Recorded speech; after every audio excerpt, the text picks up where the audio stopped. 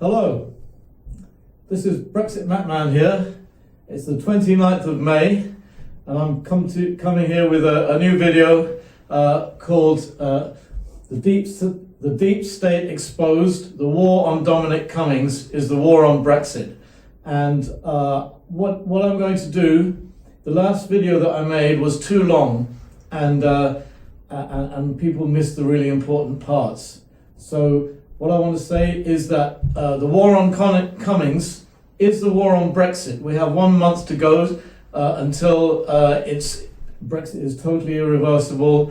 And so we are now seeing the deep state waging a war against Boris Johnson's government and dividing people within his government, attacking us, our public opinion through the media, in all kinds of ways, because they're tricky dicky, these deep state people. Well, now they've been exposed. They've exposed themselves through their attack on Dominic Cummings. I exposed this through the video that I made last time, which many of you just didn't you didn't go all the way through. I know it's boring listening to me droning on, but there's some very important things there. So here we are, some of the same stuff from last time, but just the important bits.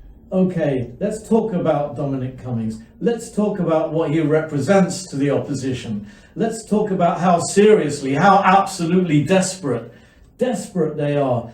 I'm going to read to you, and you can see, Breitbart on the 24th of May, a few days ago, headline you can see here, Boris advisor squashed plan to delay real Brexit concocted while he and PM had COVID. Right, you've probably, if you're on social media, you've probably heard this by now. It's a few days, it's come out, it's going around. But let's think about this. Let's think about this deeply. Boris advisor, i.e. Cummings, squashed a plot to delay Brexit whilst he and the Prime Minister were sick in bed with COVID-19. And these are the guys who are going to deliver the Brexit, right? And whilst they're ill in bed, some dirty, traitorous dogs are plotting and planning and executing a plan to create an extension behind our backs, right? Behind their backs, behind our backs. They're doing this whilst Boris is almost on his deathbed. These dirty dogs are doing this.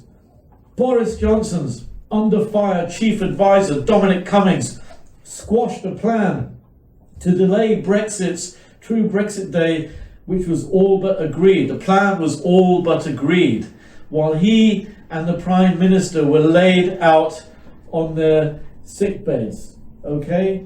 So Cummings, who is resented by much of the media establishment and the deep state for his role in the Vote Leave campaign and open disdain for journalists and bureaucrats, he hates the bastards. Who is the high-up officials who are doing this? Who plotted behind our backs to create an extension in case Boris Johnson or, if Boris didn't appear, Cummings would be gone out the window. So a deal to extend the transition in light of the pandemic had all been but agreed at official level, reported Jeremy Warner, the Remain voting assistant editor of the Daily Telegraph, in an article published earlier in May. The EU was to have spared the UK's blushes by proposing it rather than the other way around. This would have allowed the UK government to present the concession as a favour to the EU rather than a climb down, he explained. But then Dominic Cummings, the Prime Minister's chief advisor, returned. Got back early. Caught them with their hands in a cookie jar. And the plan concocted by underlings while he and Boris Johnson were laid out on their sickbed was scuppered, he lamented. This was going on whilst we were all locked away. you know, getting depressed or whatever, or walking in the park. I don't know what you were doing, moaning and groaning about this, that, and the other. This is what they were doing.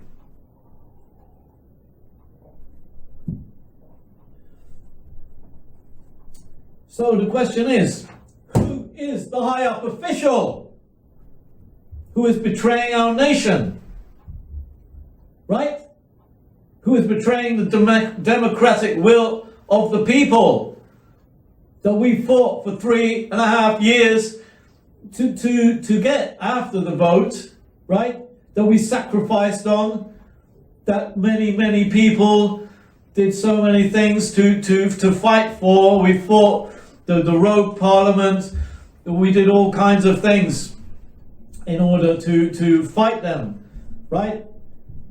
And there's still someone trying to betray our work. So who is it? Well, I got an email today saying there's a petition to sack a certain person, right, for this, and his name is Sir Mark Sedwill. Now, I don't know if it's actually true. I don't know if he is guilty of this crime. I don't have the evidence, right? So I didn't sign it, because I'm not going to accuse a man until we have the evidence, right? We have innocent until proven guilty. It could be him, could be one of his mates, it could be him and his mates, right? So Sir Mark Sedwill, right? Who is Sir Mark Sedwill? Sir Mark Philip Sedwill is a British diplomat, public policy analyst and senior civil servant who has served as cabinet secretary and head of the civil service since 2018. He has served as national security advisor since 2017. He previously served as the United Kingdom's ambassador to Afghanistan from 2009 to 2010, as the NATO's senior civilian representative in Afghanistan in 2010. He was the permanent secretary at the Home Office from February 2013 to April 2017. This is Sir Mark Sedwill. Home Office and National, there's loads of it, there's loads and loads of it. He's got a distinguished career. Home Office and National Security Advisor.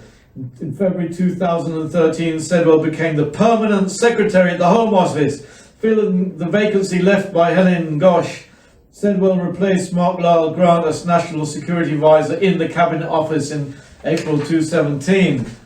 During his time as permanent secretary, one of the organisations the Home Office is responsible for, MI5, failed to adequately safeguard data.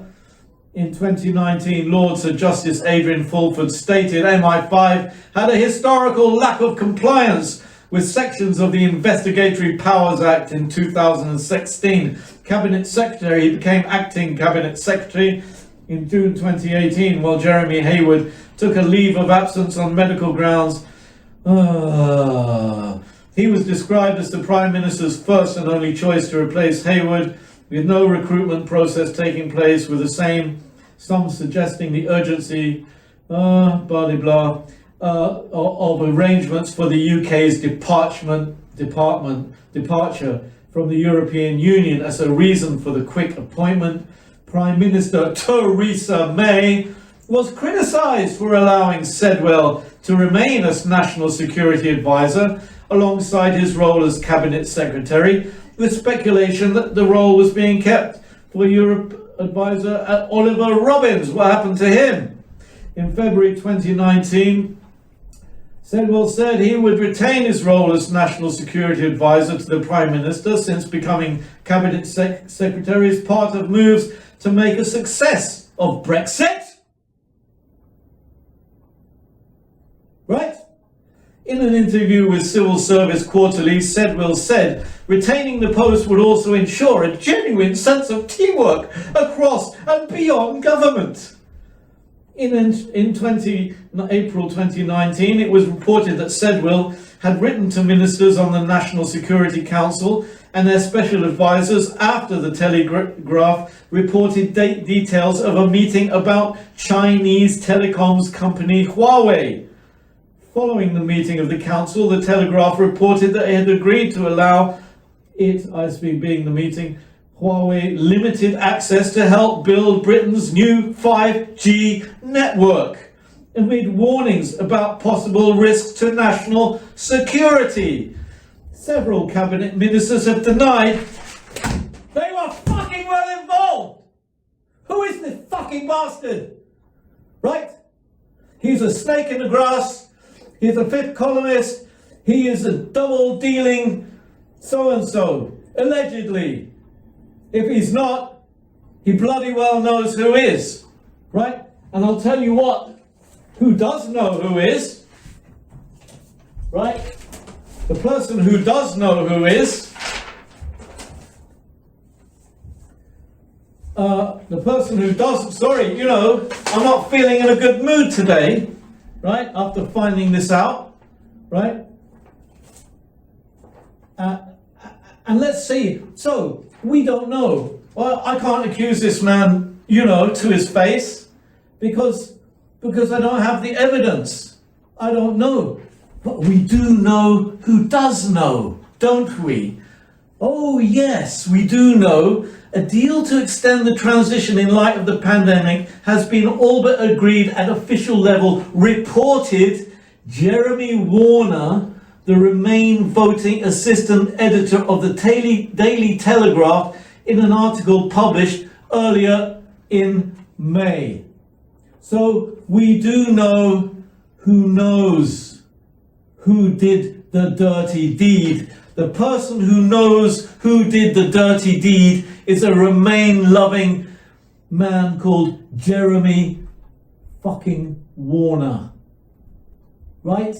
He is the man who knows who betrayed our nation. He is the man who knows who did the deal whilst our Prime Minister was on his deathbed. He knows. He is a conspirator himself. If he knows, if he has not come forward, he is not a patriot of our nation. Mr. Warner, you're a dirty dog. That's what I'm saying to you, Mr. Warner.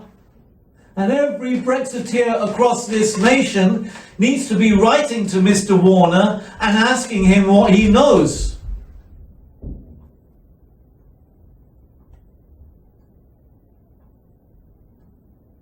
So this is my revelation to you today. And now we need to understand who is Dominic Cummings, because he foiled these filthy dogs, these filthy pigs who wanted to turn our nation over to the EU, to destroy our national sovereignty, to suck us back in to what we voted to leave, and to destroy our national sovereignty forever. Right? Dominic Cummings is the man who saved us. He is the man. So if you have a criticism because he took his child, he took his child and he broke the rules. Well, I'll tell you who's breaking the rules. These people are breaking the rules. They're breaking the rules. Dominic Cummings, he didn't break the rules. He took care of his family.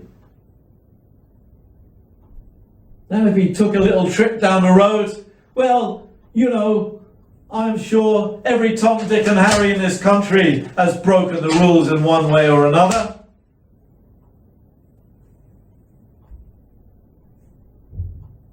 So this is the first part of what I have to say to you. I just want to go back to one point, one important point that I forgot, was this. We're talking about Mr. Jeremy Warner, the Remain voting assistant editor of the Daily Telegraph, okay? Who is the person who knows who the traitor is, or traitors are. He knows, this man knows. But let's look a little bit at him as well. Let's look at some of his articles here. Well, two of them I'll take. I'm sure if you went and analysed his writing, I'm sure you'll find out a lot more about him. But look, 17th of May 2020, at 5 a.m, the man gets up in the morning. We should use COVID to woo China, not demonizing. Right?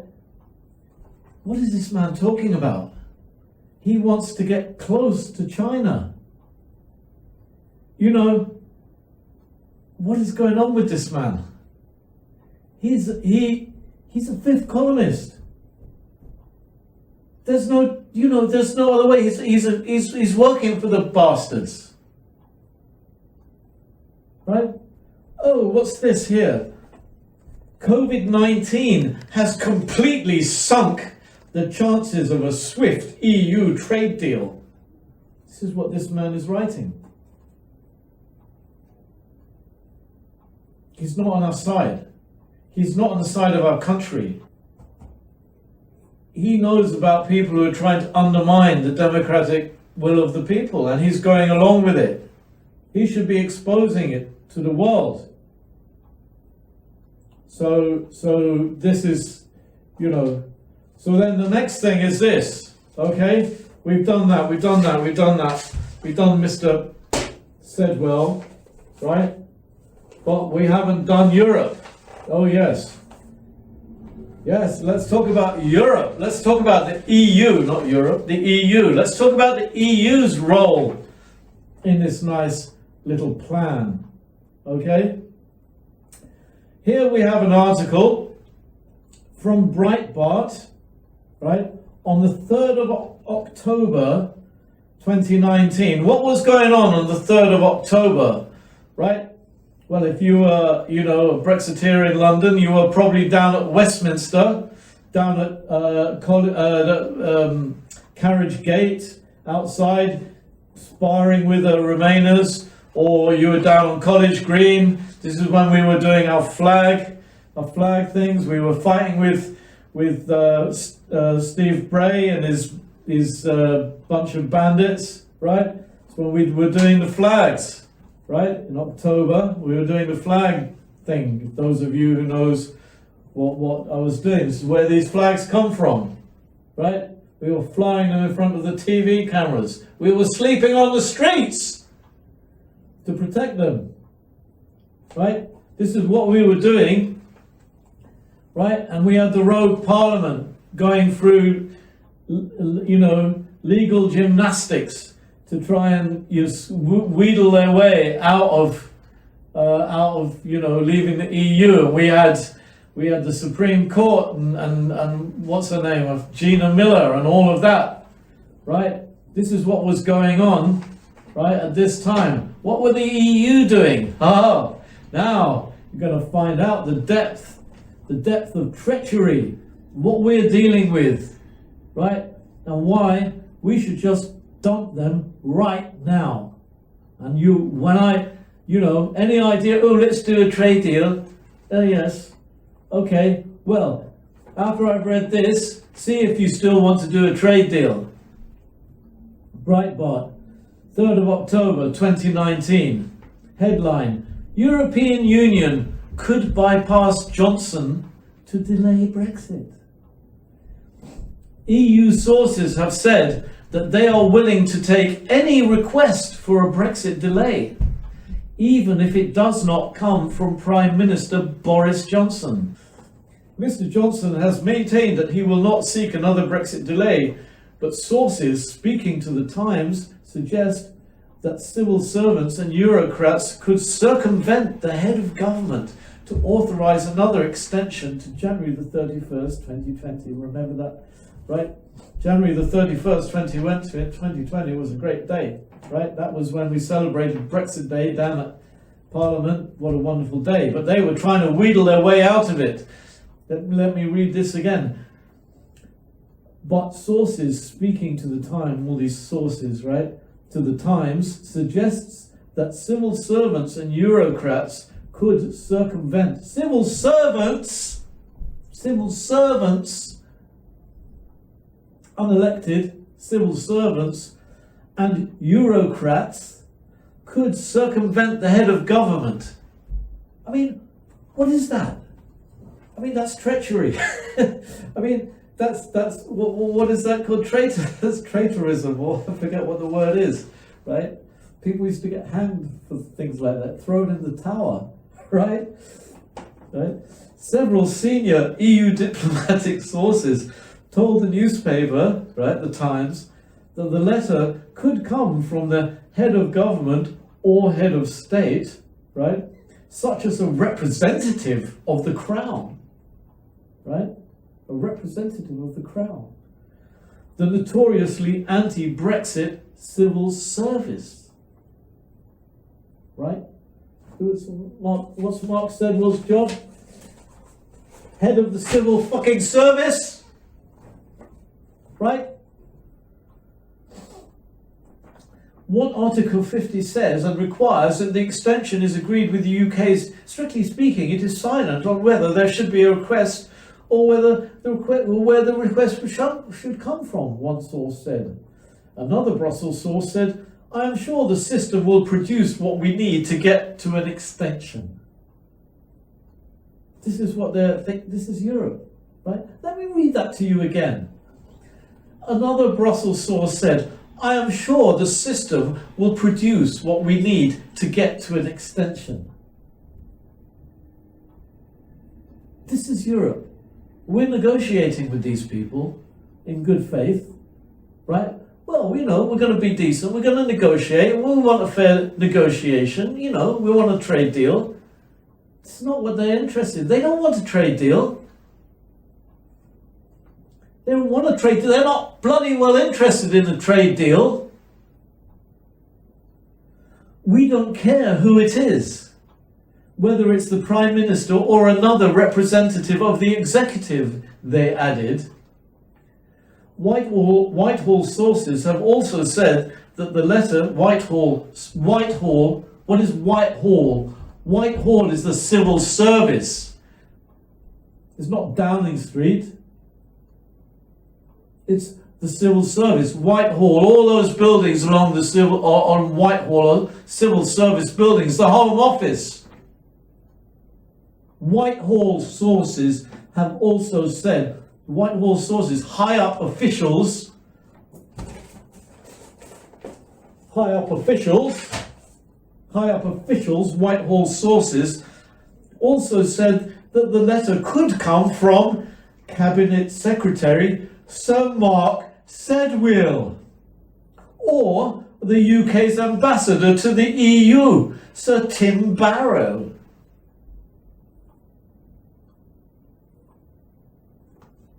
Let that sink in, what that really is saying. So, you know, this article's been out, and maybe this is not a surprise to you. Well, it's not a surprise, but did you know this information? Did you hear this? I didn't hear it. And even if you did, you know, has it registered? Has this registered to you? How you're like dealing with serpents. There's no good faith. There's no good faith here, right? I'm sure the system will produce what we need to get an extension. We don't care who it is. Prime Ministers, nobody. We don't care about the bleeding Prime Minister. Whether it's the Prime Minister or another representative of the executive, they added. Whitehall sources have also said that the letter could come from Cabinet Secretary Sir Mark Sedwill or the UK's ambassador to the EU, Sir Tim Barrow. Now, so this is what we're dealing with. Right? And you Brexiteers, we're all sitting back thinking, oh well, you know, Boris will try and negotiate something, you know, with them. Boris knows. He knows these people. He was a journalist in the EU for years. This is why he is the man God has given us. And I believe God has given us him. And Dominic Cummings. Right? Because he's not part of the swamp. Right? I mean, Boris has been swimming in the swamp for years. He's surrounded by all these people. You know, he can get distracted and pulled away, and all these Tory party grandees, and they've all got God knows. I mean, doesn't bear thinking about. It just doesn't bear thinking about. That's why Boris has got him on board, because he knows he's swimming in a sea of sharks, and he knows he has to deliver Brexit. Otherwise, he's finished. The Tory party's finished as well. Labour will romp in, right? So now, Brexiteers, okay, we're worried about the lockdown, we're worried about things, I'm worried about our freedoms have been taken away, I'm worried about all of these things, we're worried about Bill Gates' needles they're coming round our doors and locking us down. Well, this is the Health Secretary, Matt Hancock. He's a maniac. Man has to go. We have to get rid of the bastard. He wants to. They've got all these systems. I don't know what Boris is thinking about all of those things. But I'll tell you what. Brexit is the one thing. His one mission, right? We've got Farage there behind, and look. Oh yes. There's the other thing. Right. Here's Farage. So there we've got the French warship. She's still in French waters, escorting a boat. We're told there are 13 migrants on it, and they will come into, as we saw the other day, into British waters and be picked up by Border Force.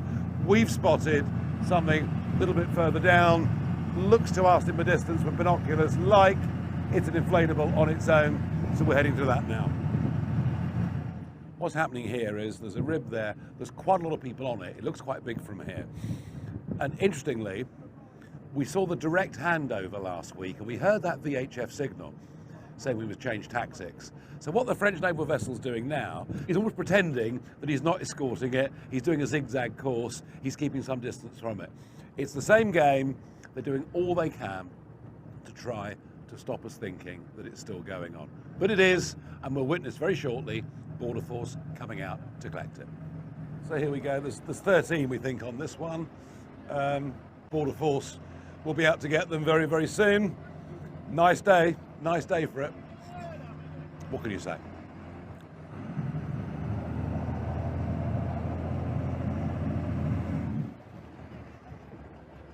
And it's the end of the operation, and here we have the French naval vessel that, despite the fact we blew the gaff on what was going on last week, escorted that rib across into English waters. When they realised we were here, they sort of pretended they weren't shadowing it and turned a bit broadside on and went away, but it's exactly what they did. And then you've got the lifeboat, Dover lifeboat, then you've got to the left of that, the Border Force vessel, and you can see in the sea next to it, the rib, there are 13 migrants on it. We went right up close with this boat to them. I have to say, one or two of them were very, very aggressive with us indeed. It wasn't us they wanted to see. It was, of course, Border Force, because they know once they're picked up by Border Force, they can stay. Coast Guard 25, Dover, Coast Guard, over. Dover, Coast Guard 25. That's me, that's Endurance. My patrol is complete and I'm RTB at this time. Over. Coast Guard 25, Dover, Coast Guard, that's understood. Safe journey back up north, and thank you for your help tonight. We'll see you next time. So here we are in Dover Docks. This is the end of the seaborne journey. You can see behind me Hunter, which is the Border Force vessel. It's unloading people who are going up the gangplank. You can see the top of the gangplank, people queuing. That's the reception centre. You can see ambulances, police cars. So it isn't just aeroplanes, drones, helicopters, Border Force, RNLI. When they get on land, you've got this big reception centre and then immigration further down in Dover. Most people who come in will have destroyed their documents. They will claim they've come from Iran, which they believe gives them a much better chance of, firstly, claiming refugee status because of the beastliness of that regime, and secondly, if you know where they come from, there might be a chance that you'll send them back, and they try to do everything they can to avoid that. And what happens next? Well, it's interesting. I mean, we don't know. What I have heard over the last few weeks are hotels, particularly in the Midlands and the North, where suddenly 100 young migrant males have turned up and been put into these hotels. I've heard of a village in Norfolk where a large number of people have been settled on an old military base. I suspect ultimately, for many, this will not be the land of milk and honey, far from it. And the irony would be that people who've come as economic migrants will find that effectively they're picked up with the gang masters. They'll be working in, for example, car washes.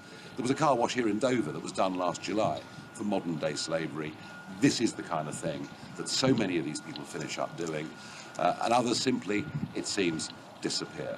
Either way, we are party to a people smuggling operation across the English Channel. It's a modern day slavery going on in our country, and unless we send a message very loudly, very, very clearly, and very, very quickly, as the Australians did a few years ago, that if you come here illegally by this method, you will not be allowed to stay.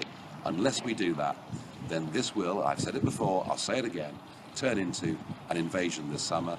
There will be tragedies, and there'll be a lot of anger from a public who voted in a government with an 80-seat majority, who were going to deliver Brexit, and a massive part of that was, of course, getting back control of our borders. And here we see ourselves, frankly, being made a laughingstock of.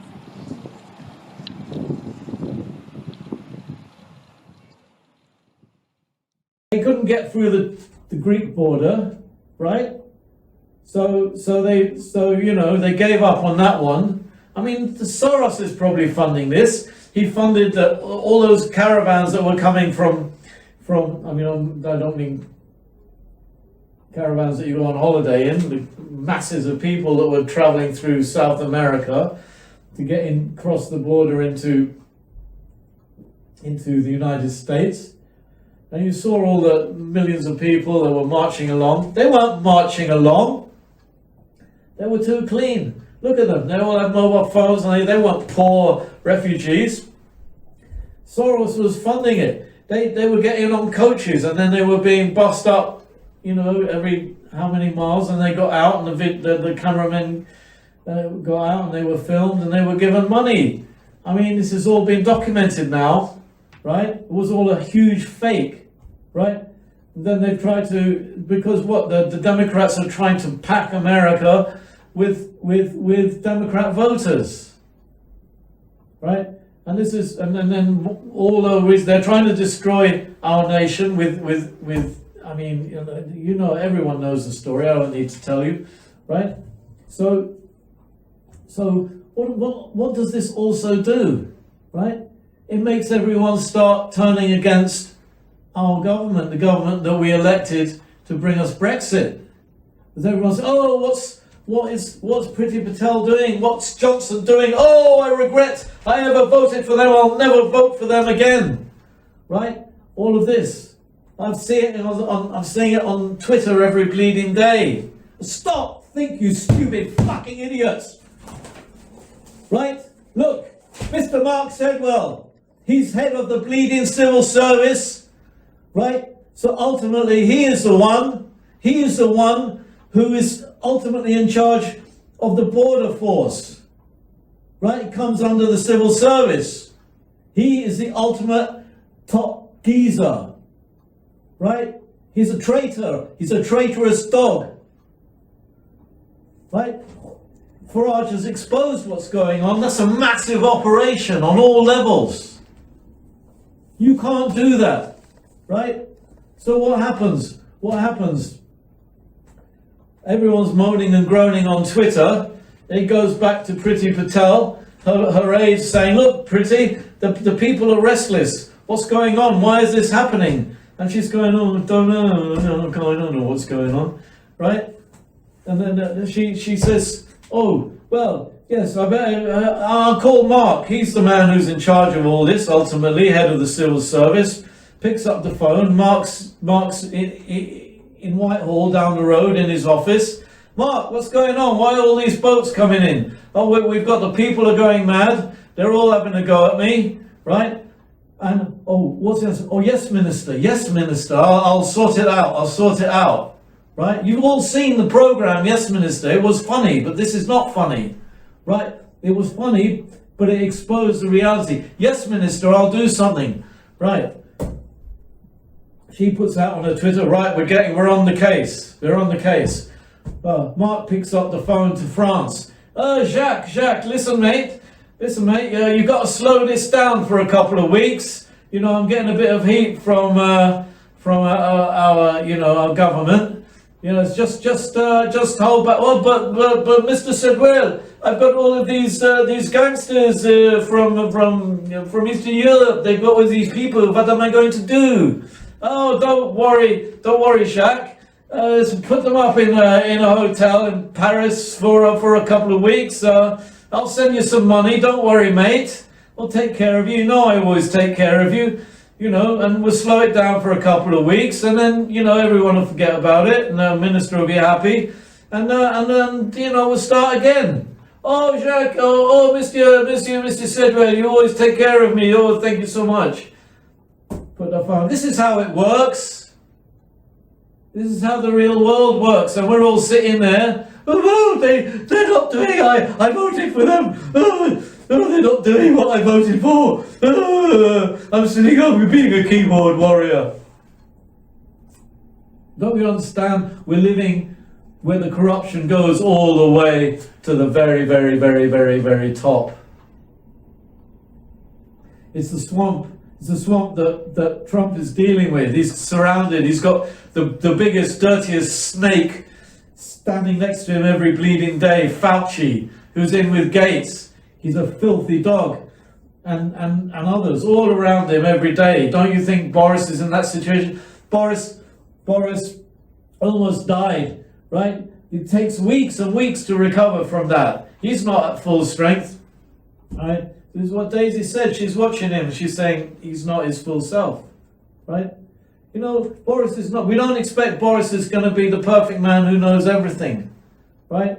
We don't know exactly. He can be half a bit dodgy in one way and half right in the other way. You don't vote for someone and think they're going to be, you know, the Pope or Jesus. Well, the Pope, so they're corrupt as well, you know. But I mean, you know what I'm saying, right? I mean, about the only straight person in this country seems to be Farage, right? We've got him there. He's there. He's with us. He's standing behind. And we have to go in the right direction. We've got till the end of June. The end of June, that's it. It's all over, right? And then we start pushing Boris. Just get us out. Get us out now. Otherwise, these boats will keep going in because we're under the Dublin Agreement. We have to pick them up. Well, we have to pick them up anyway under maritime law once they're in our area if they're about to sink. But once we're out of the Dublin Agreement, we can just send them back. Anywhere, right, where they can send them back to France. We can do that. But we still have to push our government, right? It's not just, you know, easy, but at least we'll be in that position, right? So let's just get a bit realistic. Let's just realize what we're dealing with here. We're dealing with a swamp, and we're dealing with imperfect people and imperfect leaders, and it's us who have to be strong. It's us who have to fight for our liberty. It's us who have to fight for our freedom. We are fighting. These people are not democratic. The people who are pushing, do you realize that when we were fighting for Brexit, we were fighting George Soros? Millions and millions and millions of pounds, foreign interference in our things. He poured millions and millions of pounds into all these massive demonstrations.